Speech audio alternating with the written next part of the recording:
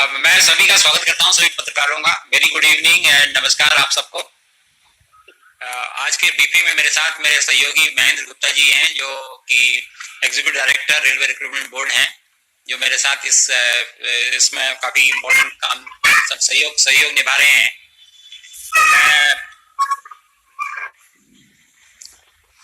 आप सबको ये सूचित करना चाहता हूं कि रेलवे इतने बड़े रूप में, रेलवे एक बहुत बड़ा एम्प्लॉयर तो है, जैसा भी हमारे साथी ने बताया कि रेलवेज ने ये सीबीटी कंप्यूटर बेस्ड टेस्ट जो है बहुत पुराना नहीं है। सन 1918 से हमने ये इसको प्रारंभ किया था और हम इसमें अभी 18 की जो रिक्रूटमेंट्स हैं उनको कंप्लीट करने के बाद अब हम दूसरे चरण में हैं। और इस बार हम लोग 3 चरणों में ये परीक्षाएं कर रहे हैं। और ये परीक्षाएं जो है वो पहली है एनटीपीसी कैटेगरीज की, दूसरी है आइसोलेटेड एंड मिनिस्ट्रियल कैटेगरीज में, और तीसरी है लेवल 1 कैटेगरीज में। और हम लोग इस परीक्षाओं में, इन 3 परीक्षाओं में जो 3 अलग अलग उसमें हो रही हैं चरणों में, उसमें कुल मिला के हमारे साथ 1,40,000 रिक्तियां हैं। और उन 1,40,000 रिक्तियों में हमारे पास कुल रजिस्टर्ड कैंडिडेट जो हैं वो 2,44,00,000 हैं। तो ये एक बहुत बड़ा चैलेंज है जो आप देख रहे होंगे कि इतने बड़े लेवल पे हम इस एग्जाम को करा रहे हैं। और कोविड की सिचुएशन में ये एग्जाम कोविड के मातहत हो रहा है, क्योंकि कई परीक्षार्थियों की भी चिंता थी और कई उसका भी ये था कि भाई ये कितने दिनों तक आप इसको होल्ड कर रहे हैं। तो फाइनली हमने इस चैलेंज को लिया और इस चैलेंज को हम आगे निभा रहे हैं। कुल मिला के हमारे पास जो मैंने आपको बताया, जो पहला इम्तहान हो रहा है वो है आइसोलेटेड एंड मिनिस्ट्रियल कैटेगरीज का, जिसमें स्टेनो, टीचर्स, ट्रांसलेटर्स आदि हैं। इसमें हमारे पास कुल वैकेंसियां हैं 1663 और कुल कैंडिडेट जो अपेयर जिन्होंने रजिस्टर्ड किया अपने को वो है 1,03,000। उसके बाद दूसरी कैटेगरी जो है वो नॉन पॉपुलर कैटेगरी, जिसको हम एनटीपीसी कहते हैं, आप लोग भी उसको एनटीपीसी के नाम से जानते हैं। उसमें station master, guards, office clerks, commercial clerks, ये सब लोग हैं। और उसमें कुल नियुक्तियां होनी है 35,208 पदों पे। और हमारे पास जो रजिस्टर्ड कैंडिडेट हैं वो हैं 1,26,00,000। और पहली वाली परीक्षा जो है आइसोलेटेड मिनिस्ट्रियल कैटेगरीज की, वो हमने 15 दिसंबर से 18 दिसंबर के बीच में उसको रखा है। और जो नॉन टेक्निकल पॉपुलर कैटेगरी का एग्जाम है, इसको अभी हमने 28 दिसंबर से शुरू करना है और मिड मार्च तक ये जाएगा, क्योंकि आपने देखा है 1,26,00,000 कैंडिडेट हैं, तो ये लंबा पीरियड चलेगा। और तीसरा एग्जाम जो हम करने जा रहे हैं वो है लेवल 1 का, जिसमें ट्रैक मेंटेनेंस हैं, पॉइंट्समैन हैं और भी कई लेवल 1 की पोस्टें हैं जो उसमें होगा। और कुल इसमें पदों की संख्या है 1,03,769। और कुल मिला के इसमें कैंडिडेट हैं जो रजिस्टर्ड हुए हैं 1,15,00,000। और इनका सीबीटी हमने अप्रैल में प्लान किया है। अभी टेंटेटिव प्लानिंग है, वो आपको आगे हम इसकी सूचना दे देंगे। पूर्व में जैसा अभी चल रहा है, हम एडवांस में सारी चीजें आपके संज्ञान में ले आएंगे।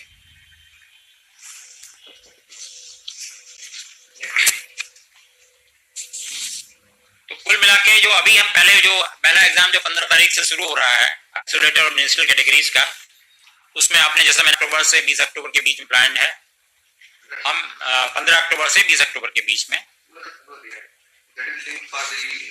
हाँ, अच्छा, हम लोग जो है इसमें कोविड-19 गाइडलाइंस को स्ट्रिक्टली फॉलो करेंगे।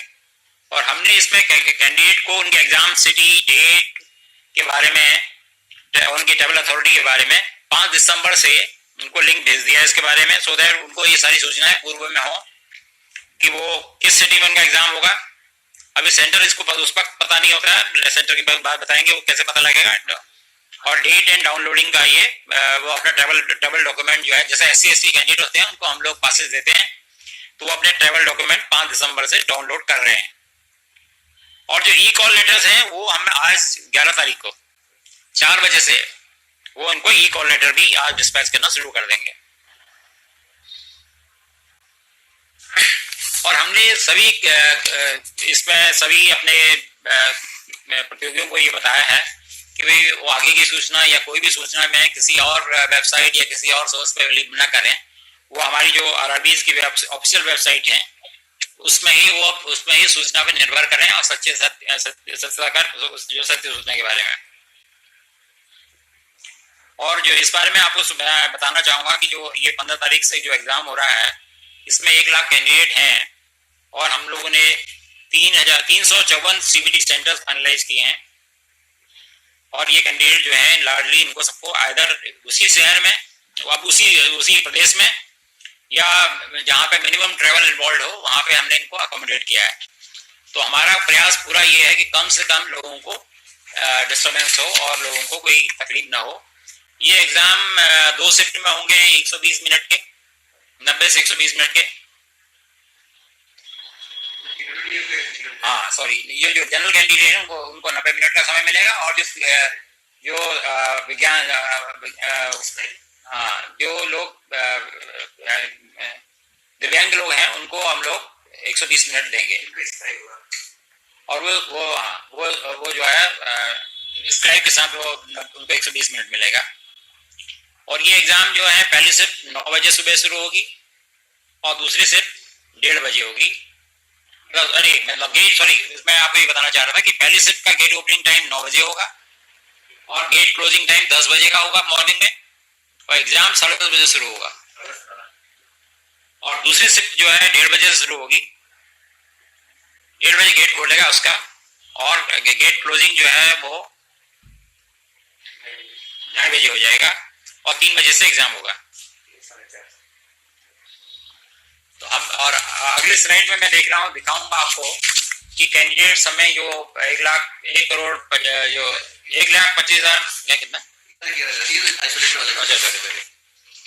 हाँ, ये 1,11,917 कैंडिडेट किस तरीके से, किन प्रांतों में किस तरीके से इनका डिस्ट्रीब्यूशन है, वो आपको इसकी जानकारी मिल जाएगी इससे। जैसे उत्तर प्रदेश में सबसे ज़्यादा कैंडिडेट है, मेरे ख्याल से मिजोरम में सबसे कम है, या अंडमान निकोबार में सबसे कम है।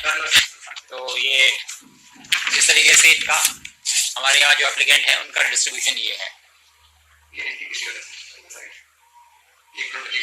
और सिमिलरली अगले स्लाइड में हम दिखा रहे हैं आपको कि 1,25,88,524 NTPC कैंडिडेट, उनका डिस्ट्रीब्यूशन किस तरीके से है, हम हर स्टेट्स में कहाँ पे इनको है। तो हमारी पहला प्रयास यही है कि जहाँ जिस प्रदेश के हैं वो उनको वहीं पे अकोमोडेट कर सकें। और बहुत बड़ा चैलेंज है कोविड सिचुएशन में इसको कराना, तो उसमें जो कुछ मिनिमल डिस्टर्बेंस, अनअवॉइडेबल डिस्टर्बेंस होगा, वही हम चाहेंगे कि प्रतियोगियों को रहे, अन्यथा वो ऐसा नहीं होगा।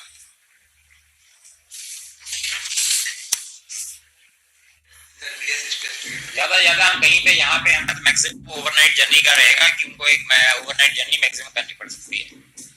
फीमेल और PWD कैंडिडेट जो हैं उनको हमने कोशिश किया है कि वो अपनी होम स्टेट में ही अकोमोडेट हो जाएं। तो जो लोग दिव्यांग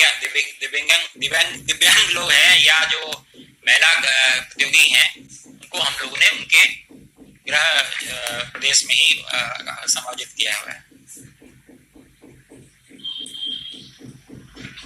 और जैसा मैं पहले बता चुका हूँ कि कुछ अनअवॉइडेबल इंटर स्टेट मूवमेंट होगी, क्योंकि वो जिस तरीके से डिस्ट्रीब्यूशन है कैंडिडेट का, उस वजह से कहीं पे ऐसा रहेगा फैक्टर कि कहीं पे ओवरनाइट जर्नी लोगों को करनी पड़ेगी। और हमने इस मामले में ये कोशिश किया है कि रेलवे की सुविधाएं सदस्यों को मिले, और जहाँ पे हमने अपने जो ट्रांसपोर्टेशन डायरेक्टरेट है उनको उनकी ट्रेवल रिक्वायरमेंट उनको बता दी है, और जहाँ जरूरत पड़ेगी और जहाँ पे वो फिजिबल होगा वहाँ पे हम लोग स्पेशल ट्रेनें उनके लिए चलाएंगे। हमने सभी चीफ सेक्रेटरीज को स्टेट्स में उनके संज्ञान में इस बात को लाए हैं। हमारे अध्यक्ष महोदय ने उनको लिखा है कि वो जो हमारे RRBs हैं, जो रेलवे रिक्रूटमेंट बोर्ड्स हैं, जो रेलवे भर्ती परिषद हैं, तो उनको वो उचित वहाँ लोकल एडमिनिस्ट्रेशन को ये आदेश दें या उनको ये सुझाव दें कि उनको उचित सपोर्ट दिया जाए, और वो उनको, जिससे कि स्मूथली ये एग्जाम कंडक्ट हो सके।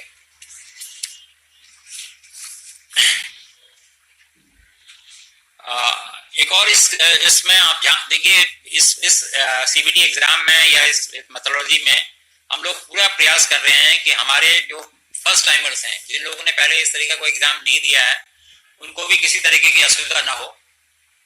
तो हम लोगों ने उन लोगों को एक लिंक प्रोवाइड किया है जहाँ पे वो मॉक टेस्ट जो कर सकते हैं। तो ये मॉक टेस्ट जो है एक्चुअल एग्जामिनेशन से पहले फैमिलियराइजेशन के लिए ये उपलब्ध कराई है सुविधा।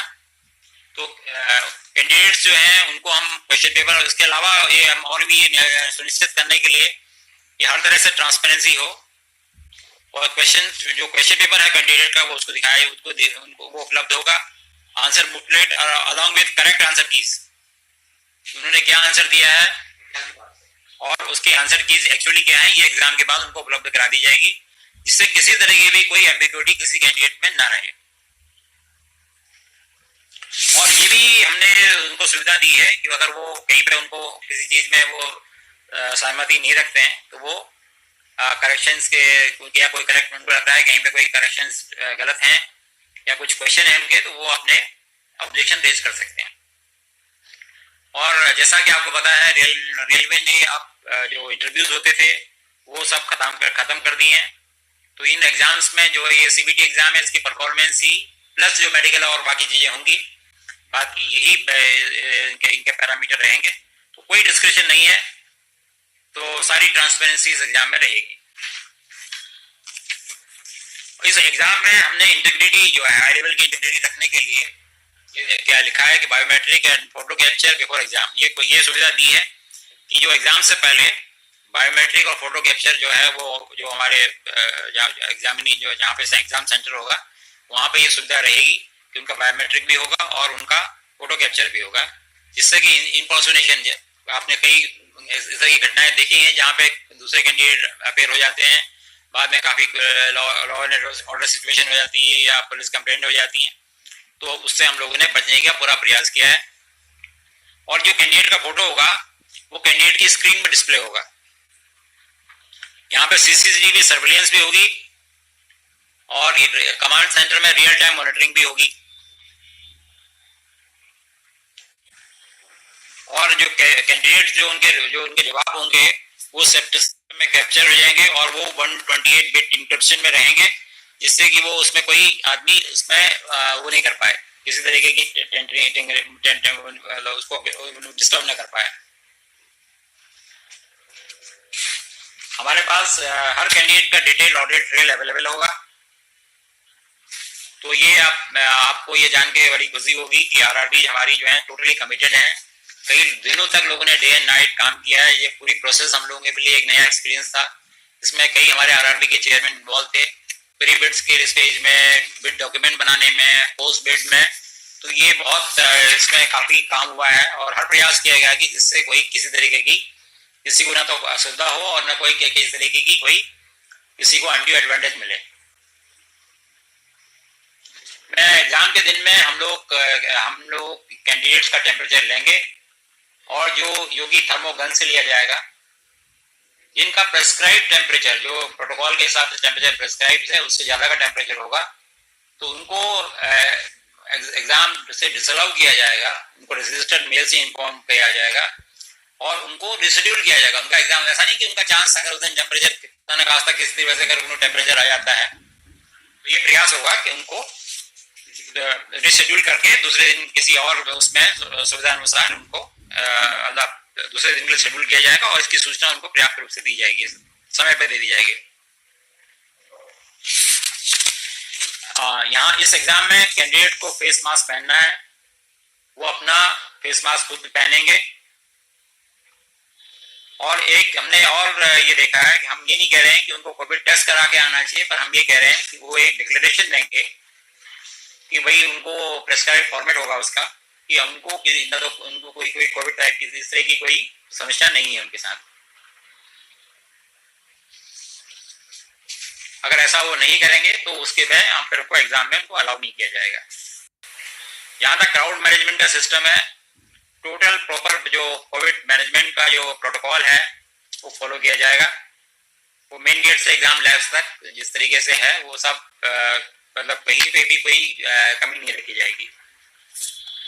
और हर शिफ्ट के बाद एग्जाम, जैसे मैंने आपको बताया था कि 2 शिफ्ट में होगा, तो हर शिफ्ट के बाद एग्जामिनेशन सेंटर को सैनिटाइज किया जाएगा, जिससे कि दूसरे शिफ्ट वाले लोगों को कोई तकलीफ ना हो और किसी तरीके की कोई असुविधा ना हो और किसी को ये संज्ञान में भी न रहे कि या किसी को इस तरीके का अनिश्चितता ना हो कि भी क्या होगा उनका करके।